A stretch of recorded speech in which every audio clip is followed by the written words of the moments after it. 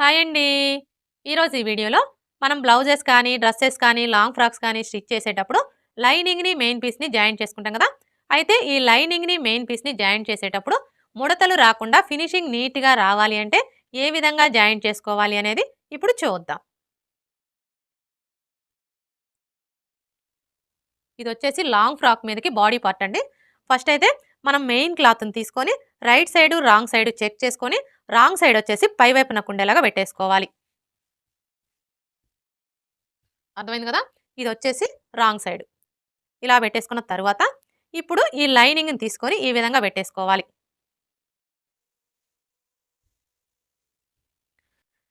ఇలా పెట్టేసుకున్న తరువాత, ఇదొచ్చేసి గమ్ బాటిల్ అండి.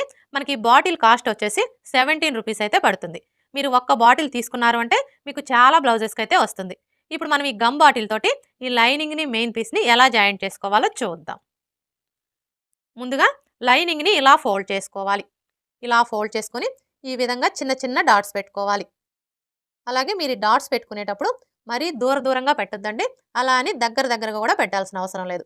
ఈ విధంగా డాట్‌కి మధ్యలో హాఫ్ ఇంచి గ్యాప్ ఉండేలా చూసుకుంటూ పెట్టేసుకోవాలి.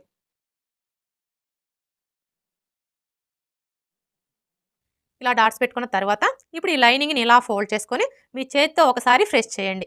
అంటే ఎక్కడైతే మనం డాట్స్ పెట్టామో ఈ డాట్స్ మీద ఇలా ఒకసారి ప్రెస్ చేయాలి.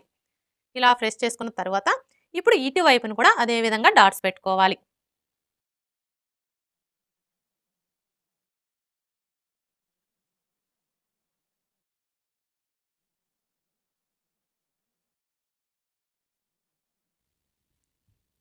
ఇలా డాట్స్ పెట్టుకున్న తర్వాత ఇప్పుడు ఒకసారి ఐరన్ చేసుకోవాలి.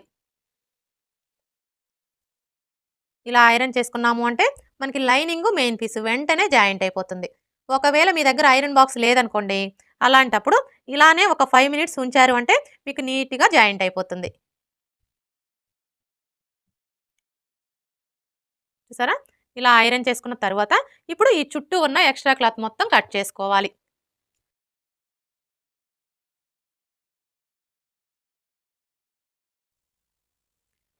బ్యాక్ పార్ట్ ఎలా జాయింట్ చేసుకోవాలో చూసారు కదా! ఇదే విధంగా మనం ఫ్రంట్ పార్ట్‌ని కూడా జాయింట్ చేసుకోవాలి. చూడండి ఈ ఫ్రంట్ పార్ట్‌ని జాయింట్ చేసుకునేటప్పుడు కూడా ఫస్ట్ అయితే మనం మెయిన్ క్లాత్‌ని తీసుకొని right side, wrong side check చేసుకొని రాంగ్ సైడ్ వచ్చేసి పై వైపునకు ఉండేలాగా పెట్టేసుకోవాలి. ఇలా పెట్టేసుకున్న తర్వాత ఇప్పుడు ఈ లైనింగ్‌ని తీసుకొని ఈ విధంగా పెట్టేసుకోవాలి. ఇలా పెట్టేసుకొని ఇప్పుడు మనం బ్యాక్ పార్ట్‌ని ఏ విధంగా అయితే జాయింట్ చేసుకున్నామో ఈ ఫ్రంట్ పార్ట్‌ని కూడా అదే విధంగా జాయింట్ చేసుకోవాలి.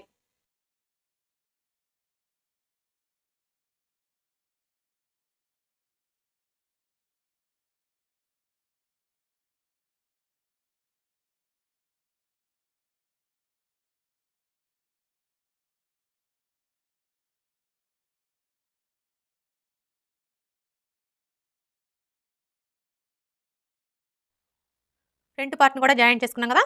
ఇప్పుడు హ్యాండ్స్‌ని జాయింట్ చేసుకోవాలి. చూడండి ఈ హ్యాండ్స్‌ని జాయింట్ చేసుకునేటప్పుడు ఫస్ట్ అయితే మనం మెయిన్ క్లాత్‌ని తీసుకొని right side, wrong side check చేసుకొని రాంగ్ సైడ్ వచ్చేసి పై వైపునకు ఉండేలాగా ఈ విధంగా పెట్టేసుకోవాలి.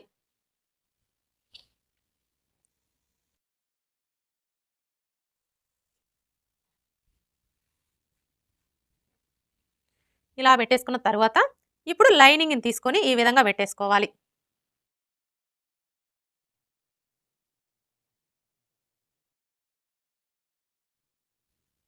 చూడండి మనం లైనింగ్‌ని ఈ విధంగా పెట్టేసుకున్నప్పుడు ఇక్కడ చూడండి మనం హ్యాండ్స్‌ని కట్ చేసుకునేటప్పుడు హ్యాండ్‌కి ఒక వైపున లోతు తీసుకుంటాం కదా! ఈ లోతు తీసుకున్న వైపు 2 కూడా మనకి ఇలా పక్కనే వచ్చేలా చూసుకొని హ్యాండ్స్‌ని జాయింట్ చేసుకోవాలి.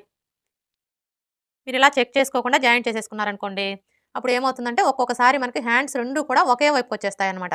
అందుకని చెప్పేసి మీరు ఈ హ్యాండ్స్‌ని జాయింట్ చేసుకునేటప్పుడు ఒకటికి 2 సార్లు చెక్ చేసుకొని జాయింట్ చేసుకోవాలి.